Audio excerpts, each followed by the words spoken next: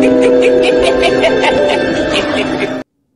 Video and updates के लिए bell icon पर प्रेस करें और ऑल पर सेट करें। शुरू करते हैं अल्लाह के बाबरकत नाम से जो बड़ा मेहरबान और नहायत रहम वाला है। तमाम तारीफ़ें मेरे अल्लाह रब्बुल इज़्ज़त के लिए हैं। खौफनाक कहानियों के मुअज़्ज़िज़ नाज़रीन को मेरी तरफ से अस्सलाम वालेकुम। उम्मीद करती हूँ आप सब लोग खैरियत से होंगे, जहाँ होंगे खुश होंगे। आज आप लोगों के लिए बहुत डरावनी कहानियाँ लाई हूँ जिन्हें आप लोग बहुत पसंद करेंगे। आज की पहली खौफनाक कहानी तारिक शेयर कर रहे हैं। तारिक कहते हैं बेसिकली हम लोग खुशाब सिटी के रहने वाले हैं, लेकिन हम लोगों का जो गांव है वो शाहपुर में है। आज से तकरीबन 12-13 साल पहले की बात है। हम लोगों ने अपने गांव में एक हवेली तामीर करवाई। हम लोगों ने वो हवेली इस पर्पज़ के लिए तामीर करवाई कि हम लोग अक्सर गर्मियों की छुट्टियों में वहाँ पर जाकर रहते थे, क्योंकि हवेली के साथ पहले हम लोगों का एक पुराना मकान होता था, वो भी हम लोगों ने गिरा दिया और एक बड़ी हवेली तामीर करवा ली। जब हम लोग वहाँ पर रहने के लिए गए तो हम लोगों को वो माहौल, इलाका इतना अच्छा लगा कि हम लोग हर वीकेंड पर वहाँ पर जाना शुरू हो गए। सर्दियों की बात है, बहुत सख्त सर्दी होती थी और हम लोगों की हवेली में काफ़ी बड़े बड़े दरख्त भी लगे हुए थे। हम लोगों ने वो दरख्त कटवाने का फ़ैसला किया। जिस रात हम लोगों ने ये डिसाइड किया कि हम लोग इधर इस साइड के कुछ दरख्त कटवा देंगे कि बाहर बैठना होता है सहन में तो धूप अंदर अच्छी तरह से आ जाएगी। काफ़ी बड़ी हमारी हवेली थी।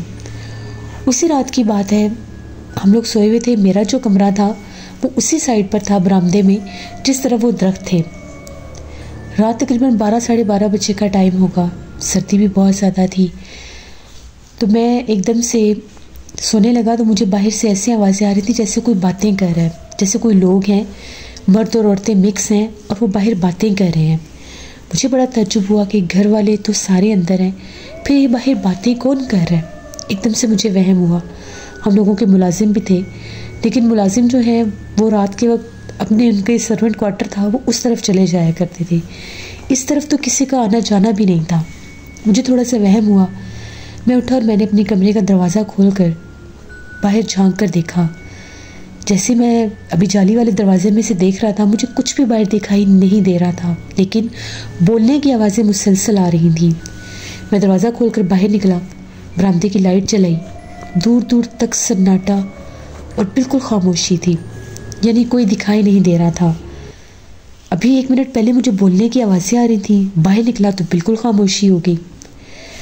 फिर मैं अंदर आ गया। मुझे लगा कि शायद मेरा वहम है, कहीं घर वाले ना बातें कर रहे हों। अंदर आया, दरवाज़ा बंद किया, घर के अंदर की तरफ जाकर देखा तो सारे घर वाले सोए हुए थे। बिल्कुल अंधेरा हुआ था घर में, सब अपने अपने कमरे में थे। अब मेरा दिमाग थोड़ा सा परेशान हुआ कि इतना तो वहम नहीं हो सकता। उसके बाद फिर मैं आकर अपने बिस्तर पर लेट गया, लेकिन कहाँ वो मुझे सोने दे रही थी वो चीज़ें। फिर से आवाज़ें शुरू हो गई। अब ऐसी आवाज़ें आ रही थी जैसे कोई बरामदे में बोल रहा है। समझ में नहीं आ रहा था कि वो बातें क्या कह रहे हैं, लेकिन मर्द और औरत बोल रहे थे मुसलसल, जैसे आपस में कन्वर्सेशन हो रही होती है। अब मैं उठा। जैसे ही मैंने हल्की सी खिड़की खोल कर देखी तो जो मंजर मैंने देखा वो बहुत भयानक था। उस वक्त तकरीबन रात के 1:45 बजे का टाइम था। शदीद ठंड थी। जैसे मैंने खिड़की खोली तो क्या देखता हूँ कि बाहर 2 काले रंग के कुत्ते बैठे हुए थे, बिल्कुल बरामदे के सामने जहाँ पर मेरे कमरे का दरवाज़ा था। इतने खौफनाक कुत्ते थे, काफ़ी बड़े साइज़ में कुत्ते लग रहे थे। उन कुत्तों को देखकर मैं बहुत डर गया कि हम लोगों की हवेली में कुत्ते कहाँ से आ गए। कहीं ऐसा ना हो कि शायद दरवाज़ा खुला रह गया हो हवेली का। वो कुत्ते काफ़ी देर वहाँ पर बैठे रहे, लेकिन आवाज़ें मुसलसल लोगों के बोलने की आ रही थी। मुझे तो ये माजरा समझ में नहीं आ रहा था। टाइम देखा तो 2 बजने वाले थे। अब मुझे ये वहम था कि मैं घर वालों को कैसे जाकर जगाऊं। सारे सो रहे हैं, परेशान हो जाएंगे। बेहतर यही है कि बाहर नहीं जाता, लेट जाता हूँ। अल्लाह का नाम लिया, मैं अपने बेड पर लेट गया। तभी थोड़ी देर के बाद ऐसा लगने लगे जैसे जाली वाले दरवाजे के ऊपर कोई ज़ोर ज़ोर से हाथ मार रहा है, जैसे कोई दरवाजे को खटखटाता है या खोलने की कोशिश करता है। अब मुझे खौफ से नींद नहीं आ रही थी, डर बहुत ज़्यादा लग रहा था। एक दिल चाहता था कि घर वालों को जगा लूँ। 15-20 मिनट जैसे उन्होंने जाली वाले दरवाजे पर हाथ मारे, उसके बाद वो आवाज़ें आना बंद हो गई और बिल्कुल जैसे सन्नाटा सा हो गया। मैं फिर उठा, मैंने फिर हल्की सी खिड़की में से झांक कर देखा, अब वो कुत्ते भी नहीं थे। उसके बाद मैं बिस्तर पर लेटा, मेरी आंख लगी और मैं सो गया। सुबह जब मैं जागा, मैंने सबसे पहले अपने मुलाजिम को बुलाया और उससे पूछा कि रात को हवेली का दरवाज़ा खुला था या बंद था। तो उसने ये कहा कि हवेली का दरवाज़ा हम लोग खुद बंद करके सोते हैं, बल्कि उसको बड़ा ताला लगा कर सोते हैं। मैंने ये कहा कि रात मैंने हवेली की इस तरफ, जिस तरफ मेरा कमरा है, वहाँ पर मैंने 2 काले रंग के कुत्ते देखे हैं। वो कुत्ते अंदर कहाँ से आए? उन लोगों ने कहा कि हम लोग तो खुद सारी हवेली का चक्कर लगा कर सोते हैं, कुत्तों का तो यहाँ पर नामो निशान भी नहीं था। जाकर देखा तो वहाँ पर कुत्तों के पैरों के निशान भी लगे हुए थे। मैंने लोगों को दिखाया कि ये मिट्टी पर देखो निशान लगे हुए हैं। घर वालों को भी ये बात बताई, सारे परेशान हो गए। अब स्पेशल उन लोगों की ड्यूटी लगा दी गई कि रात को आप लोगों ने, जब हवेली का दरवाज़ा मैं खुद पास खड़ा होकर मैंने लॉक लगवाया, सारे दरवाजे चेक किए। हमारी हवेली को 2 गेट लगते थे, एक मेन की तरफ था और एक छोटा गेट बैक साइड पर भी था। उसको भी जाकर देखा, वो भी बंद था। दीवारें भी खासी ऊंची थी। अभी दरख्त कटवाए नहीं थे, आज दरख्त कटवाने थे। जिसने आकर दरख्त काटने थे वो आदमी आज नहीं आ सका किसी वजह से। मैंने उसे फ़ोन भी किया लेकिन वो नहीं आ सका। अब मुझे पूरी तसल्ली होगी कि पूरे घर के दरवाजे बंद हैं। उसके बाद मैं अपने कमरे में फिर सोने के लिए चला गया। रूटीन थी, वहीं पर मैं सोता था, मुझे नींद ही वहीं पर आती थी। आज जो मेरे साथ हुआ वो बहुत अजीब था।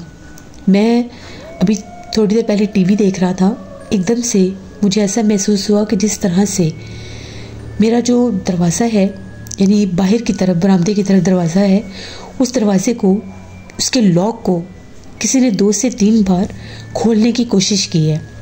अभी 10:30-11 बजे का टाइम था। मैंने पूछा कि कौन है बाहर।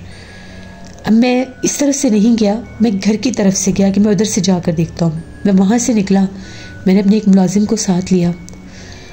उसको मैंने कहा कि आओ मेरे उस दरवाजे की तरफ कोई हैंडल को छेड़ है। हम दोनों फ़ौरन से उस तरफ आए। आकर देखा वहाँ पर कोई भी नहीं था, किसी का नामो निशान भी नहीं था वहाँ पर। फिर हम लोगों ने सारी लाइटें जलाई हवेली की, वो दरख्तों वाला भी सारा हिस्सा देख कर आए, छोटा गेट भी देख कर आए, कहीं कुछ नहीं था। फिर वापस आ गए, वो भी सोने के लिए चला गया। मैंने भी थोड़ी देर टीवी देखा, मैं फिर लेट गया। अब जैसे ही मैं लेटा, लाइट ऑफ की, किसी ने दरवाज़ा खटखटाना शुरू कर दिया। बार बार कोई दरवाज़ा खटखटा रहा था और फिर वैसे ही बोलने की आवाज़ें आने लगी। जैसे मैंने पूछा कि बाहर कौन है, कोई जवाब नहीं आया। वो मुसलसल आपस में बोल रहे थे। अब फिर मैंने उठकर देखा तो वही 2 काले रंग के कुत्ते, इतने भयानक, उनकी आंखें ऐसी थी जैसे उनकी आंखों में से आग निकल रही है। मैं बहुत डर गया। मैं घर की तरफ भागा। मैंने जाकर जल्दी से अपने अब्बू को जगाया, घर वालों को जगाया कि बाहर फिर मैंने काले रंग के कुत्ते देखे हैं और उनकी आंखें ऐसे हैं जैसे अंगारे निकल रहे हैं। घर वाले भागते हुए आए, अरे मेरे कमरे में आए। बाहर देखा बरामदे की तरफ, कोई कुत्ते नहीं थे। अभी 2 मिनट पहले मैं उनको देख रहा था। मैंने अम्मी को कहा कि बार बार कोई दरवाज़ा भी खटखटाता है। अम्मी ने कहा कि अल्लाह न करे कोई जन्नात का मामला ना हो, तो ना तुम जवाब देना, ना ही दरवाज़ा खोलना। मैंने उन्हें कहा कि ठीक है। वो लोग चले गए, कुत्ते गायब हो गए। अच्छी तरह से जाकर देखा, कहीं कुत्ता नहीं था। थोड़ी देर के बाद मुझे ऐसी आवाज़ आने लग गई जिस तरह से बाकायदा कोई कुत्ता है और वो रो रहा है। मेरी तो दिल की धड़कन बहुत ज़्यादा तेज़ हो गई। मैं जल्दी से उठा, मैंने जाकर अपने मुलाजिम को जगाया। मैंने उसे कहा कि मेरे साथ आओ, हवेली की पिछली तरफ जाना है, वहाँ पर कोई मामला है, वहाँ पर मुझे कुत्तों के रोने की आवाज़ आ रही है। फिर हम लोग घर की उस तरफ से हवेली के पिछले हिस्से में आए। वो 2 कुत्ते थे, इतने खौफनाक, इतने बड़े कद के वो कुत्ते थे कि जब वो ज़मीन पर बैठे हुए थे तो वो खासे लंबे लग रहे थे। मैंने भी देखा, मेरे नौकर ने भी देखा। इतने में मेरे नौकर ने क्या किया, वो बिल्कुल बरामदे के ऊपर, जैसे बरामदे आधे बरामदे में थे, आधे बरामदे से बाहर ज़मीन पर थे काले स्याह कुत्ते। जब मेरे नौकर ने वहाँ से उठाया एक पत्थर और बहुत ज़ोर से उसकी तरफ मारा। जैसे ही उसको पत्थर मारा, वो दोनों कुत्ते जो थे एकदम वो उन दरख्तों की तरफ भागे और गायब हो गए। उसी टाइम जो मेरा मुलाजिम था उसको किसी चीज़ ने हवा में उठा लिया। मैं उसके साथ खड़ा हुआ था, उसके पाँव ज़मीन में थे, ऐसे था उसके बालों से किसी ने उसको पकड़ा है। वो हवा में पाँव मार रहा था और कह रहा था कि मुझे बचाओ, चीखो पुकार कर रहा था। अब मैंने जैसे कैसे उसके पाँव पकड़े, मैं उसको नीचे की तरफ खींच रहा था, उसे कोई ऊपर की तरफ खींच रहा था। शोर बरपा हो गया, मैंने शोर में जाना शुरू कर दिया। रात का कोई टाइम 1-1:30 बजे का टाइम था। घर वाले भागे सारे बाहर के, ये शोर शराबा कहाँ है। मैं इनकी तरफ आई जब, तो मैं उसको खींच रहा था। इतने में जैसे वो मेरे अब्बू वगैरह भी भागे, अल्लाह वो अकबर करते हुए वो भागे, क्योंकि उन्होंने हवा में उसको देख लिया था। काफ़ी ऊंची वो मखलूक उससे ले गई थी। तो जब हमने खींचा, उस चीज़ ने उसको धक्का दिया, नीचे छोड़ा, इतनी ज़ोर से ज़मीन पर गिरा कि उसकी एक टांग और उसका एक बाजू फ्रैक्चर हो गया। अब इतनी रात थी, हम लोग तो उसको कहीं ले जा नहीं सकते थे। मैंने उनको सारा माजरा बताया। मेरी वालदा ने ये कहा कि मैंने मना भी किया था कि वो जिन्नात हो सकते हैं जिनकी आंखें यूँ अंगारे जल रहे थे, तुम लोग बाहर क्यों आए थे। मैंने उन्हें ये कहा कि वो इस तरह से रोने की आवाज़ें निकाल रहा था कि मैं डर गया, और मैंने सोचा कि चलकर देखते हैं ये है क्या चीज़। इसने पत्थर मार दिया इस पर, उसने हमला कर दिया। सुबह उसको डॉक्टर के पास लेकर गए, इसको हॉस्पिटलाइज करवाया। पता चला कि उसका एक टांग और बाजू फ्रैक्चर हो चुका है। उसने बताया कि बस मैंने पत्थर मारा है, उसके बाद मुझे नहीं पता कि मुझे किसी चीज़ ने हवा में उठाया हुआ था, और उसका कद दरख्तों से भी ऊंचा था, और स्याह कलर का उसका लिबास था, और सर में से ऐसे जैसे आग के अंगारे निकल रहे हैं। उससे वो वजूद नज़र आ रहा था, लेकिन मुझे नज़र नहीं आ रहा था। उसी दिन हम लोगों ने इलाके के एक साहिब इल्म थे, उनको बुलाया। वो आए, उन्होंने हवेली का चक्कर लगाया, उस हिस्से का भी लगाया। उन्होंने ये कहा कि ये जो 3 दरख्त उन्होंने नॉमिनेट किए, निशानदेही की। उन्होंने कहा कि इन तीनों दरख्तों पर जिन्नात का बसेरा है। आप लोगों में से किसी ने इन दरख्तों को काटने की बात की थी, तो वो जिन्नात आपको बार बार अपना आप जाहिर कर रहे थे कि अगर ये दरख्त तुम लोगों ने कटवा दिए तो हम तुम्हें जानी नुकसान देंगे। पहले वो इंसानों की आवाज़ों में बोलते रहे, लेकिन उनकी आवाज़ की समझ हमें नहीं आ सकती, इसलिए आप लोगों को पता ही नहीं चला कि वो क्या कहते रहे। फिर वो कुत्ते के रूप में आए, क्योंकि इनमें से जो ये वाला दरख्त है जिसको आपके मुलाजिम ने पत्थर मारा था, वो बहुत सालिम जिन्नात का बसेरा है। वो अफरीद जिन्नात हैं, उनका पूरा ख़ानदान यहाँ पर बसता है। अगर आप लोग उनको उस दरख्त को कटवा देते तो शायद आप लोगों में से कोई भी ना बच सकता। इसीलिए उन्होंने उसका वही बाजू और टांग तोड़ी है जिससे उसने उनको पत्थर मारा था।